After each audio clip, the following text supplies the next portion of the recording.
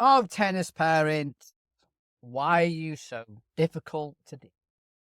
Welcome, as always, to the My Tennis Coaching Podcast. And a bit like last week, we are doing a video podcast. So if you listen to Spotify, you can actually watch me sit in the car and discuss all things tennis. Nothing that much exciting. But apparently, video podcasts are now all the rage. So we are trying this out for the next couple of weeks. And of course, we are always streaming on YouTube as well. So, tennis parents, let's get into it. Welcome to the My Tennis Coaching Podcast, your go-to resource for all things tennis coaching. Your host is Steve Whelan. Here, we dive deep into ecological dynamics and constraint-led coaching practices. Whether you're a seasoned coach or just starting out, this podcast is designed to build your confidence, expand your knowledge, and refine your techniques. Join me as we challenge traditional methods, explore player-centered approaches, and transform your coaching experience. Let's take your coaching game to the next level together. Stay tuned for insightful discussions and practical tips that will make a real difference on and off the court. This week, I was very fortunate to deliver two national governing body coach forums in Cambridge and Middlesex. And part of the forum, the off-court part, was to discuss tennis parents and some really interesting debates on parents, parent education, challenges working with parents, and we discussed some solutions as well. So for in today's podcast, probably just share 3 of my solutions that I put forward to the coaches on sort of how I've been able to build relationships with parents. And I think we've got to be careful how we phrase this. It's not managing parents, it's relationship building. Most tennis parents want one thing: what's best for their child. The children only want one thing: to please mum or dad or nan or granddad, whoever the parent may be. And I think we need to understand that straight away. I think sometimes, especially here in the UK, we see parents as just a pain.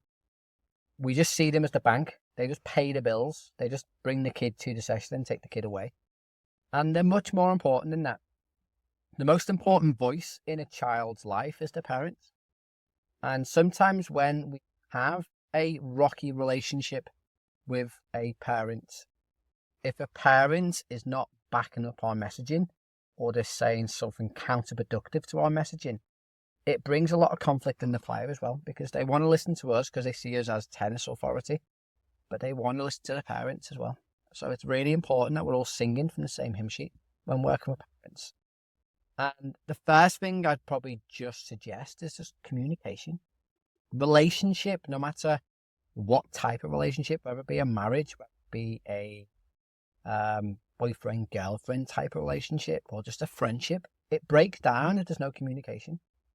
Like, I've got friends who I grew up with, I would consider at the time some of my best friends. I no longer speak to them.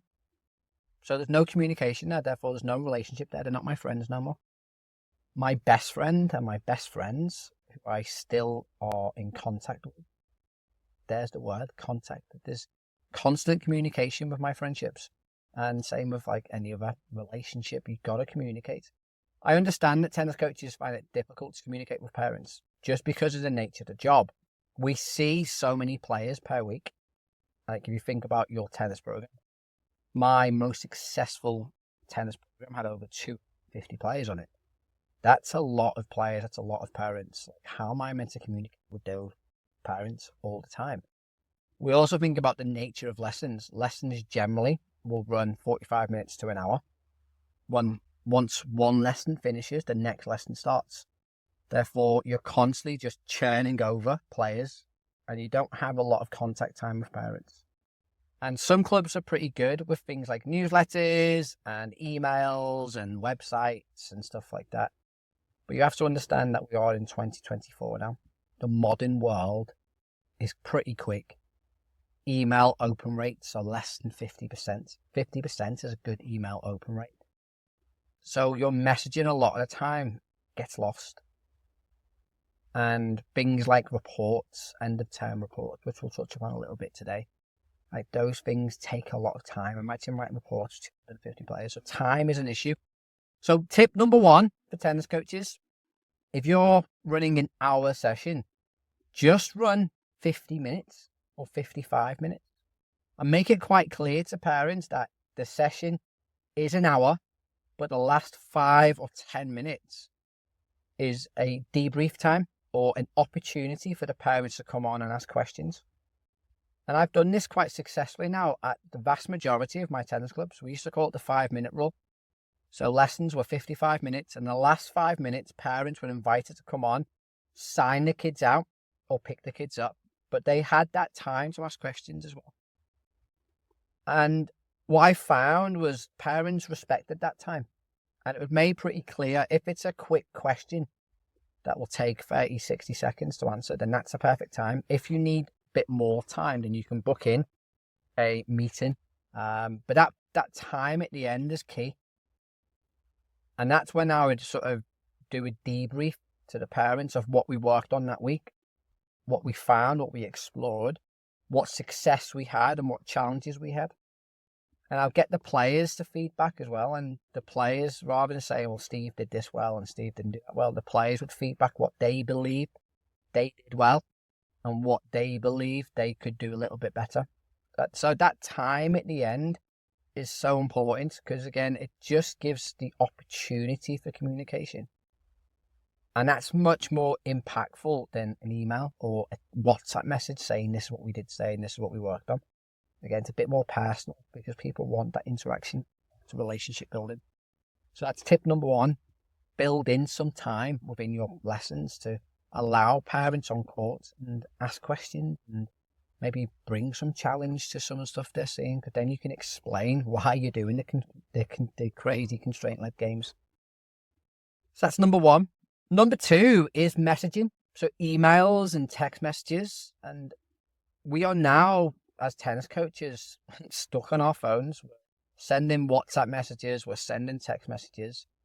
I mentioned before, email open rates. About 50% is a really good open rate.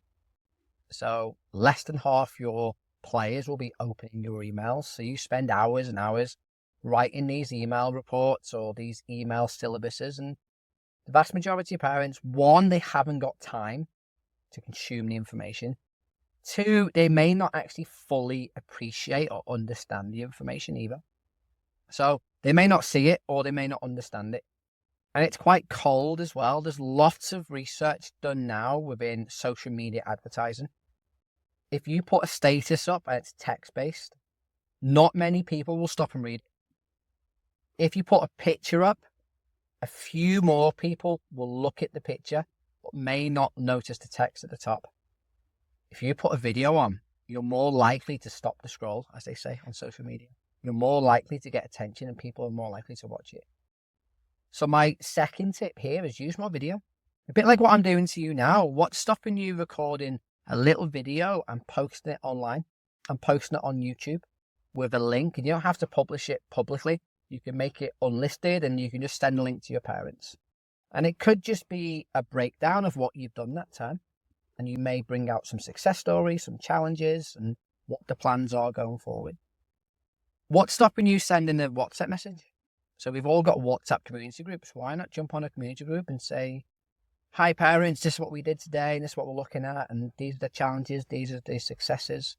People are more likely to consume that. But also for me, it brings it a much more personal aspect to it as well, because people buy into you as a person. And it's something that if you look at my tennis coaching, especially over the last 6 to 8 months, a lot more video, less posts, text-based posts, less picture posts, much more video. I release a video every single day on YouTube, Monday to Friday, because again, people will buy into you as a person, and there's a lot more trust and authority built via video than it is on a text message.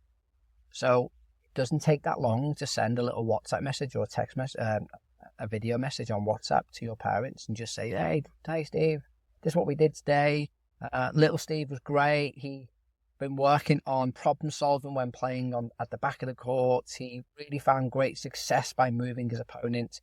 He found a little bit of challenge when he was in the backhand corner, but that's okay. It's a work in 30 seconds and it just has that impact. I understand that a lot of coaches are not comfortable on camera. It's taken me a long time to become very comfortable on camera.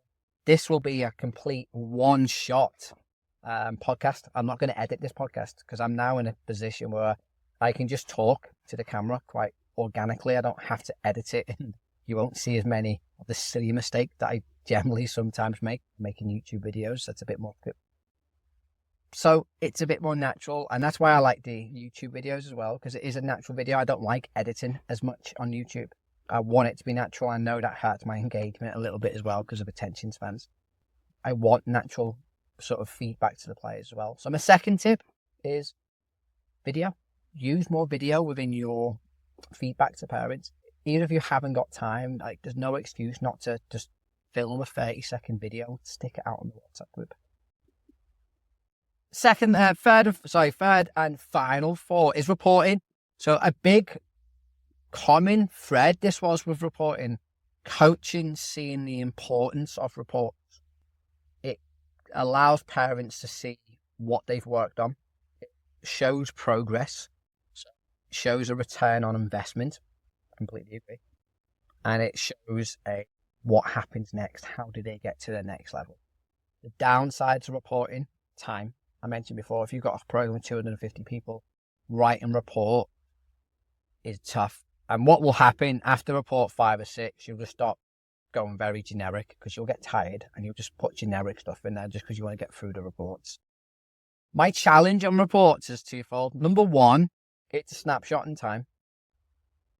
And does it really paint a clear picture of the progress made or where the player is? No, because learning's not linear. Secondly, we're never truly honest in those reports. And it can go one way or the other. We can build players up because we want to keep them in the program. Or we don't want to say how much a player is struggling in case we lose him. So we always pitch it somewhere in the middle. So they're not really that impactful reports. So the third suggestion, which I put forward to Cambridge, and one that I've tried out recently with my players, the players write the report.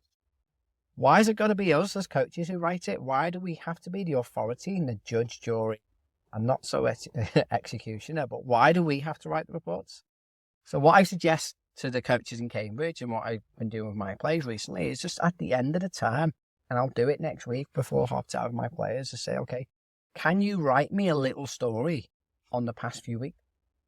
What have you enjoyed? Where have you found success? Where have you found challenge? And just write in a little story. It doesn't have to be that long. Just write something for me. And if players aren't comfortable of writing, draw me a picture. Draw me a picture. Do something creative. It can be whatever you want, as long as it shows me that you've done a little bit of reflection. Now, that's more powerful for two reasons. Number one, brings ownership and accountability to the players. They're taking ownership of their own development, how it should be. Secondly, it's going to give me a big insight to what the player enjoys, what they found or they believe they were successful with, and what they find tough as well. And that's much more powerful than just me seeing it from my lens. And third and foremost, it's very creative and it gets the players to start to reflect. And you can do this with your tots. Like, just draw me a picture. Draw me a picture of what tennis means to you. Draw me a picture of your best tennis memory over the past couple of weeks.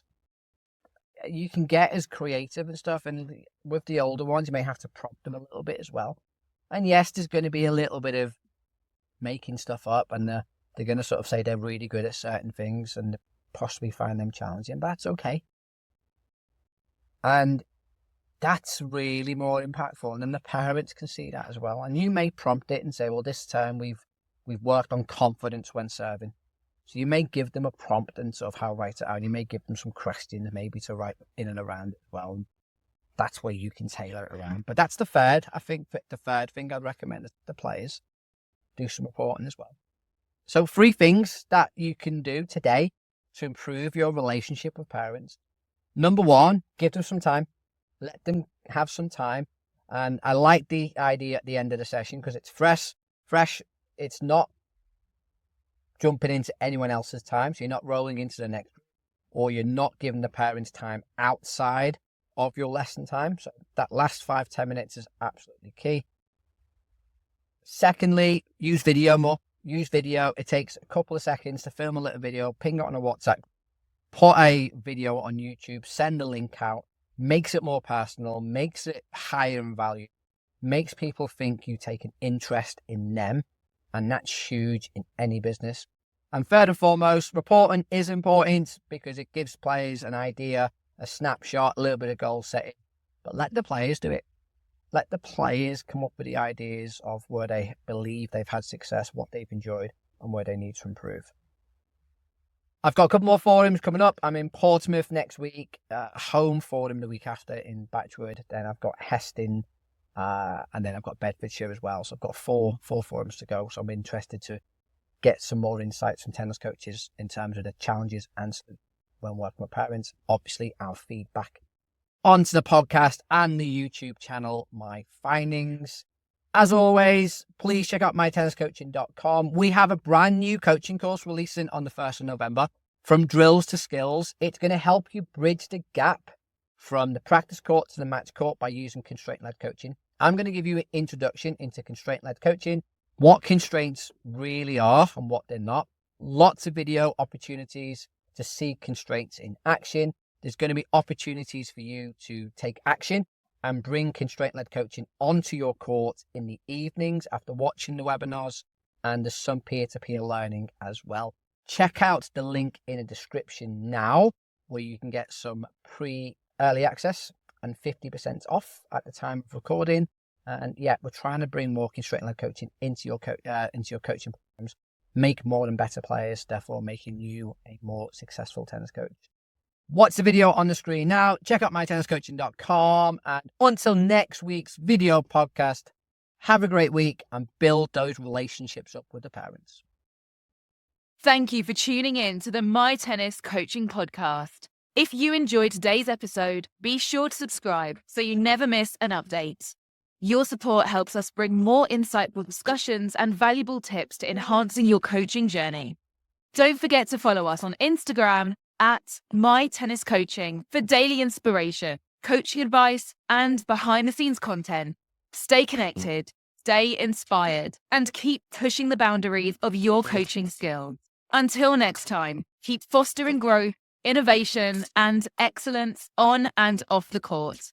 See you in the next episode.